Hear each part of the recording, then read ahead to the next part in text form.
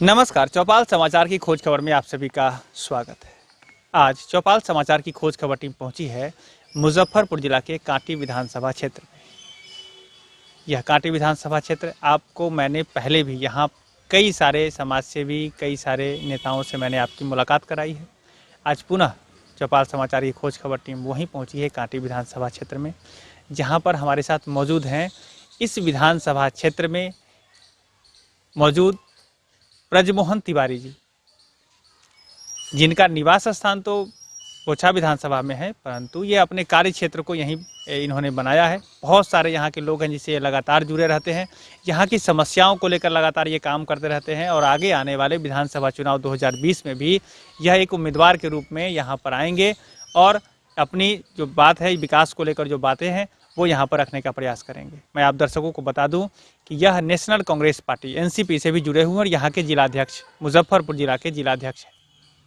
आप दर्शकों को ये मैं आग्रह करता हूँ कि आप यदि और कोई प्रश्न पूछना चाहते हैं जो मैं अभी पूछने जा रहा हूँ उसके अलावा भी, तो आप ज़रूर कमेंट करेंगे। हम आपके द्वारा पूछे गए प्रश्नों का जवाब पुनः इनसे लेकर आप तक पहुँचाने का भी प्रयास करेंगे। साथ ही साथ मैं आपसे ये भी आग्रह करूँगा कि यदि आप इस कार्यक्रम को अभी देख रहे हैं और पहली बार चौपाल समाचार से जुड़े हैं तो यूट्यूब पर अगर आप देख रहे हैं तो ज़रूर यूट्यूब चैनल को सब्सक्राइब कर लें कि आगे भी ऐसी जानकारी आप तक मिलती रहे। अन्य सोशल वेबसाइट और अन्य सोशल प्लेटफॉर्म पर भी आप चौपाल समाचार से जुड़कर हम और आप सब मिलकर विकास के रास्ते पर आगे बढ़कर इस राज्य के विकास में, क्षेत्र के विकास में, देश के विकास में अपना योगदान देंगे, इसी आशा के साथ सबसे पहले ब्रजमोहन जी आपका बहुत बहुत स्वागत है हमारे इस कार्यक्रम में।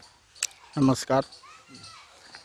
ब्रजमोहन जी, आप सबसे पहले हम ये जानना चाहेंगे, चूँकि आप मुखिया भी रहे हैं, एक जनप्रतिनिधि के रूप में, मुखिया के रूप में आपने काम किया है 5 वर्ष, अभी आपका कार्यकाल बीतने वाला है, इसी साल आप रहे हैं। तो आप बताएं कि जनप्रतिनिधि का समाज के ऊपर क्या कुछ दायित्व तो बनता है, कैसे वो काम करता है जिससे कि समाज का विकास होता है? पंचायत स्तर पर के एक्सपीरियंस के बारे में बताएं। किसी भी प्रतिनिधि का यह प्रथम दायित्व बनता है, वह समाज से जुड़े हुए विषयों पर चिंतन करे, सरकार के द्वारा उसके लिए क्या योजनाएं हैं, कैसे पंचायत का, समाज का विकास होगा, इस पर ध्यान दे और अपने समाज का विकास करे।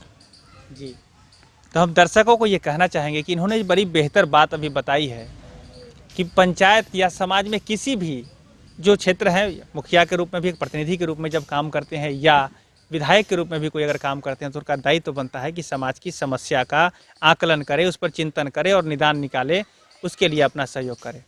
जी, तो अभी आप मुखिया के रूप में काम कर रहे हैं और आगे आने वाले विधानसभा चुनाव में आप एक उम्मीदवार के रूप में कांटी आना चाहते हैं, तो क्या इसका कारण है वो बताएं। हमने महसूस किया जो मुजफ्फरपुर जिले का कांटी विधानसभा क्षेत्र आज तक वहाँ के जनप्रतिनिधियों के स्वयं विकास के रवैये के कारण उपेक्षित रहा है, इसलिए हमने कांटी जाने का निर्णय किया। तो इस बार क्या कांटी की जनता समाज के विकास पर फोकस करेगी? आपको क्या लगता है कि यहाँ आप जब काम करेंगे तो समाज का विकास होगा? निश्चित रूप से जनता समाज के विकास पर ही फोकस करती है और मतदान करती है, भले ही वह बाद में ठगा सा महसूस करने लगती है अगर उचित प्रतिनिधि नहीं मिल पाते हैं तो। जी, आप मुखिया जी बताएं, आप भी समाज में बहुत ही सक्रिय रहने वाले लोग हैं और कांटी को आपने महसूस किया है, यहाँ पर कई सारे नेता आए, आप भी महसूस कर रहे हैं, तो विकास जो है वो क्यों नहीं हो रहा है? एक बार हमारे दर्शकों को बताएं, क्या रीजन लगता है आपको? कोई खास रीजन नहीं है। वहाँ के जो भी जनप्रतिनिधि अभी तक आए सिर्फ स्वयं विकास के पथ पर ही चले, इसलिए कांटी का विकास नहीं हो पाया है। वहाँ तो विकास का सारा संसाधन मौजूद है, उसके बावजूद भी आज तक विकास नहीं हुआ।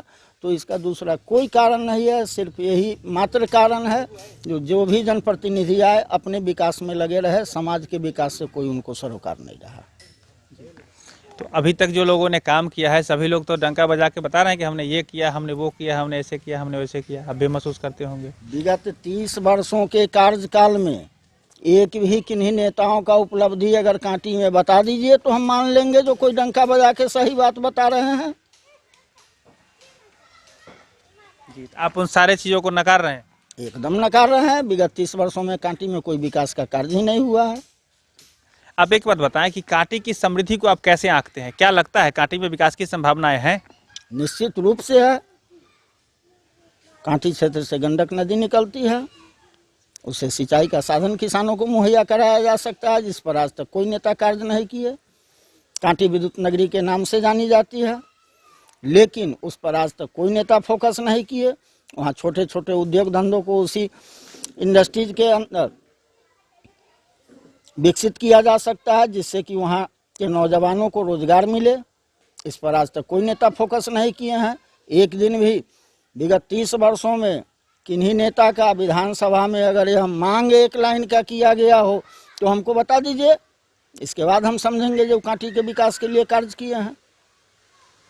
चलिए, ये बहुत अच्छी बात आपने कही कि कांटी में जो गंडक नदी जाती है यहाँ पर विकास की संभावना है। दर्शकों को मैं कहना चाहूँगा, आज तक तो हम लोग ने ये सुना है आपके ही क्षेत्र के नेताओं के माध्यम से कि कांटी में जो बूढ़ी गंडक है बाढ़ का कारण बनती है, समस्या का कारण बनती है। तो आपने इस सकारात्मक बात कही है, ये हम बहुत अच्छा मानते हैं। अब बताएं कि यहाँ नदी बाढ़ का कारण क्यों बन रही है, इसका भी जवाब नेताओं को देना ही होगा। नेताओं के अपने कर्तव्य के प्रति लापरवाह रहने के कारण नदी विनाश का कारण नहीं बन रही है, नहीं तो वह तो विकास का कारण बनेगी। जरूर जरूर जरूर, आपने ये बात सही कही है। दर्शकों को मैं कहना चाहूँगा कि ये इन्होंने जो बात कही कि नदी ये विकास का कारण बने, विनाश का नहीं।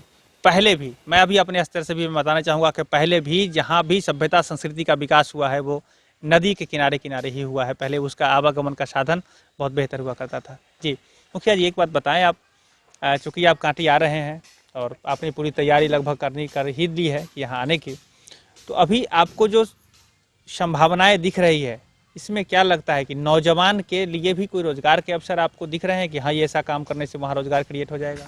निश्चित रूप से, हमने अभी बताया ना, जो कांटी विद्युत नगरी के नाम से प्रसिद्ध था, ऊर्जा नगरी के नाम से प्रसिद्ध है, उसको छोटे छोटे उद्योग धंधों का हब बना के हम हिंदुस्तान लेवल पर प्रसिद्ध कर सकते हैं।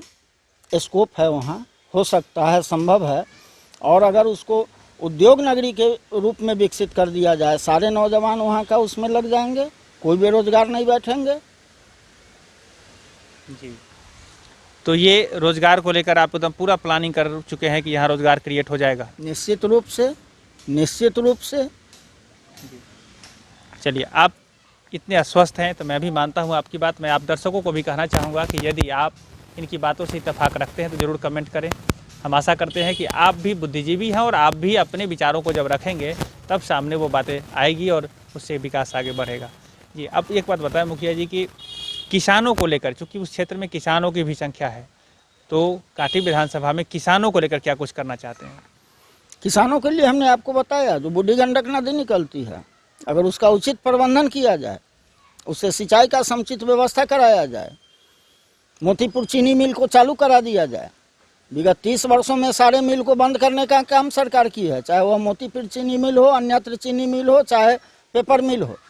अगर इस सब को चालू कराया जाए तो नौजवान और किसान स्वयं खुशहाल हो जाएंगे। जी, तो आपके नज़र में ये सब बातें जो है वो क्या लगता है कि विधायक के रूप में उसके अधिकार क्षेत्र में आ रहा है? क्या कुछ कर पाएंगे इसके लिए आप? विधायक का क्या कर्तव्य है? अपने जनता के समस्याओं को सरकार के सामने रखना, उसके लिए लड़ना, संभव होता है तो वहाँ से फंड लाके काम कराना। तो पहले लड़ने वाला व्यक्ति तो चाहिए, उसके बाद ही तो समझ में आएगा कि क्या हो पाता है। जी, मतलब आपकी तैयारी पूरी है? निश्चित रूप से तैयारी है, और कांटी के जनता का आशीर्वाद मिला तो उनके लड़ाई को मैं लड़ने का काम करूंगा, चाहे उसका अंजाम जो भुगतना हो। चलिए, तो तैयारी इनके हिसाब से पूरी है और इस बार लड़कर भिड़कर, क्या यही कहना चाहेंगे ना? जी जी कांटी जी का, जी जी। कांटी का विकास करेंगे जरूर। मुखिया जी, एक बात मैं जानना चाहूँगा आपसे, बार बार मैं मुखिया जी इसलिए बोल रहा हूँ, दर्शकों में कह दूँ कि ये मुखिया जी के रूप में हमसे जुड़े रहे हैं और मैं बार बार इनको मुखिया जी कहता हूँ, अच्छा भी लगता है। आगे विधानसभा में भी आने वाले हैं ये। तो एक बात बताएं मुखिया जी कि शिक्षा को लेकर क्या कुछ करना चाहते हैं, क्योंकि विकास में शिक्षा का भी बहुत बड़ा योगदान होता है। शिक्षा तो सरकार के गलत नीति के कारण बिहार का चौपट है। नहीं तो जितने सरकारी स्कूल हैं, जितना उस पर खर्च है, अगर उसमें ही समुचित प्रबंध कर दिया जाए तो शिक्षा का कोई समस्या नहीं होगा। लेकिन सरकारी जितने भी स्कूल हैं कहीं पढ़ाई तो होता नहीं है। आप न्यूज़ चैनल से जुड़े हैं, घूमते होइएगा, देखते होइएगा जो सरकारी स्कूल का क्या हालत है। प्राइवेट स्कूल में कोई शिक्षक 5,000 तनख्वाह लेके बच्चे को पढ़ाता है, वह बच्चा IAS IPS बनता है। सरकारी स्कूल में 60,000 1 लाख रुपया तनख्वाह लेके क्यों नहीं हो पा रहा है? क्या उच्च पद पर बैठे हुए राजनीतिज्ञों के लापरवाही के कारण, कर्तव्यहीनता के कारण यह दुर्गति है। शिक्षा में सुधार की संभावना बन रही है? निश्चित रूप से बन रही है। आप आवाज़ तो उठाओ भैया, लड़ाई तो लड़ो, जनता के समस्याओं को सरकार तक पहुंचाओ। तो आप बताएं, जो बिहार का पक्ष विपक्ष का कोई नेता इस पर अभी सवाल किए हैं क्या विगत 5 वर्षों में इस सरकार के कार्यकाल में विधानसभा में? जो शिक्षा में आमूलचूल परिवर्तन की जरूरी है, व्यवस्था में परिवर्तन का जरूरी है, कोई मांग आया है क्या? कोई कार्य किया गया है क्या? तो शिक्षा को लेकर के भी अपने स्तर से ये कार्य करना चाहते हैं। आप दर्शकों को भी कहेंगे कि अपनी जानकारी ज़रूर हमें शेयर करें, जिससे कि हम आगे भी और इनसे जानकारी प्राप्त कर सकें। मुखिया जी, अभी आपने तो बताया कि वहाँ व्यवस्थाएं बहुत ठीक ठाक भी है, कि नदी है, सड़क के भी नेशनल हाईवे से जुड़ा हुआ है कांटी आपका, और कुछ ग्रामीण स्तर पर आप चूँकि घूम रहे हो। हम बनाने के लिए तो वहाँ कोई समस्या ही नहीं है। पूरे कांटी विधानसभा क्षेत्र NH से घिरा हुआ है, तो यातायात का कोई समस्या नहीं होगा। कांटी बिजली विद्युत नगरी के नाम से प्रसिद्ध है, बिजली की समस्या नहीं होगी। तो उद्योग की तो संभावनाएं बनती ही हैं ना, उसको आप स्थापित तो कराओ, काम तो उस पर करो, परिणाम तो स्वतः सामने आना शुरू हो जाएगा। तो आपके नज़र में एक बेहतर नेता की आवश्यकता है कांटी को? जी जी जी, कांटी को आज तक नेता मिला ही नहीं कांटी का विकास कराने वाला। जो भी मिला स्वयं अपना विकास किया। विगत चुनाव में तो जीते थे वहाँ से माननीय अशोक चौधरी जी ने चुनाव जीता, कांटी के जनता के वोट से चल दिए कहाँ? सकरा। 4 साल से सकरा घूम रहे हैं, वोट ठगने का काम किया कांटी, काम कर रहे हैं सकरा के लिए। चलिए, विकास को लेकर तो आप अपनी तैयारी कर चुके हैं, प्रतिद्वंदिता के लेकर तो वो तो लगातार चलता रहेगा खेल। अच्छा, एक बात बताएं, आप बहुत सारे वहाँ के उम्मीदवार हैं, हमारे दर्शक भी देख चुके हैं वहाँ, कई बार हमने चौपाल में भी दिखाया है वहाँ पर। आप अपने आप को बेहतर मान रहे हैं, क्यों? आपका क्या कुछ कहना चाहेंगे इस विषय में? कुछ नहीं। आप जात की राजनीति छोड़ दो, जमात की राजनीति करो। जनता का विकास, समाज का विकास कैसे होगा, इस पर काम करो। आप बेहतर, स्वयं जनता कह देगी जी आप बेहतर हो। हम जिस पंचायत से आज मुखिया हैं, मेरा समाज इस पंचायत में अल्पसंख्यक है, उसके बावजूद भी मैं मुखिया हुआ। इसका प्रमुख कारण था जो मैं जात की राजनीति कभी नहीं किया, जमात की राजनीति किया। जी, तो ये अभी बात कर रहे हैं हम ब्रजमोहन चौधरी जी से, जिनसे हम ये जान रहे हैं कि क्या वहाँ पर विकास होगा।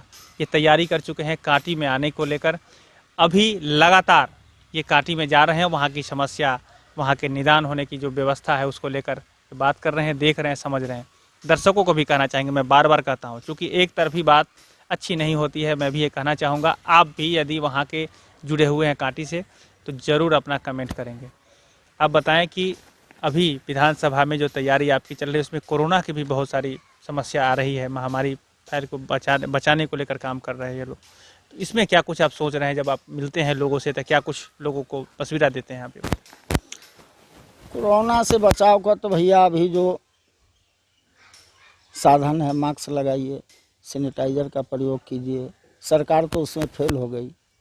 4 मास्क बांट दी, 20 रुपये का साबुन बांट दी, घर में सो गई। सारे प्रवासी मजदूर भाइयों को बिहार बुला लिया गया, मैं रोजगार दूंगा, यह कर दूंगा, वह कर दूंगा। एक लड्डू भी नहीं मिला किसी भाई को। पुनः जा रहे हैं, जहाँ से आए वहाँ जा रहे हैं, अपने जान को हथेली पर लेके जा रहे हैं। जो हम मरेंगे तो मरेंगे, लेकिन कुछ कमा के भेजे जो मेरा परिवार जीवित रहे। तो इसके लिए तो हम यही अपने विधानसभा क्षेत्र के साथ साथ समूचे भारतवासियों को कहूँगा, जो खाना 1 रोटी कम खाइए, मास्क, साबुन, सैनिटाइजर वगैरह का प्रयोग कीजिए, सामाजिक दूरी थोड़ा कायम रखिए जिससे कि बचाव हो सके। तो इस तरह हमने जो जानकारी प्राप्त की है, इनके विचारों को सबसे पहले जाना है कि कांटी के लिए क्या कुछ करना चाहते हैं। आगे भी ऐसी जानकारी हम आप तक उपलब्ध कराते रहेंगे।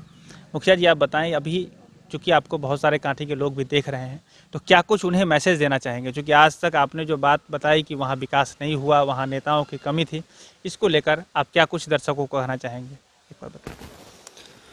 कांटी विधानसभा क्षेत्र के अनेकों 50 सैकड़ों गांव के लोग हमसे पर्सनली बहुत पूर्व से जुड़े हुए हैं। मेरा जो राजनीतिक जीवन है, मैं उसमें क्या कैसे कर रहा हूँ, इससे वो अनभिज्ञ नहीं है, अच्छी तरह से जानते हैं। उनके द्वारा ही हमको आदेश दिया गया जो आप मेरे कांटी से चुनाव लड़ने आइए। इसके लिए मैं कांटी जाने का निर्णय किया। और जब सैकड़ों गांव के लोग जुड़े हुए हैं तो वो तो हजारों को जोड़ेंगे, लाखों को जोड़ेंगे साथ। जनता का आशीर्वाद मिलेगा। कांटी के विकास के लिए जी जान लगा के कार्य करूंगा। जो संभावनाएं वहाँ है मैं पूर्व से बता दिया। जो नेताओं के उपेक्षा के कारण वहाँ किसी भी संभावना पर कोई तलाश, कोई कार्य नहीं किया गया। एक बार आज तक विधानसभा में कभी इस पर कोई चर्चा नहीं किया गया, कोई सवाल नहीं उठाया गया। वह तो वहाँ के जनप्रतिनिधि का दायित्व बनता था जो हम अपने जनता के समस्याओं को, वहाँ विकास कैसे हो, इसको कम से कम विधानसभा के पटल पर तो रखें। तो इसी को लेकर बहुत बहुत धन्यवाद आपका। दर्शकों का भी धन्यवाद कि आप इतने समय तक बने रहे हैं। अभी ब्रजमोहन तिवारी जी को आप इनके विचारों को समझ रहे हैं, जान रहे हैं। आगे क्या होना है ये आप सभी के हाथ में भी है। तो हम आपसे भी आग्रह करेंगे कि सक्रिय एक समाज सेवी के रूप में भी हो या सक्रिय एक नागरिक के रूप में भी अपनी सक्रियता दिखाते रहें। हर चीज़ को समझें, महसूस करें और अपने स्वविवेक से कोई निर्णय लें जिससे कि आगे विकास का रास्ता खुले, तय हो। तो आप सभी का बहुत बहुत धन्यवाद। हम आपसे पुनः आग्रह करेंगे कि यदि आप इस वीडियो को YouTube पर देख रहे हैं तो ज़रूर हमारे चैनल को सब्सक्राइब कर लें, साथ ही साथ बेल आइकन दबा दें जिससे कि आपको हमारी जो ग्राउंड की रिपोर्टिंग है, जो हम विचारों को ग्राउंड से लेके आते हैं, जो समस्या को ग्राउंड से लेके आते हैं, सारी रिपोर्टिंग आप तक पहले पहुँच जाए। आगे भी इसी सिलसिला को जारी रखने का वादा करते हुए कैमरा पर्सन धीरेन्द्र कुमार के साथ मैं हूँ अभिषेक आनंद, चौपाल समाचार मुजफ्फरपुर के लिए। धन्यवाद।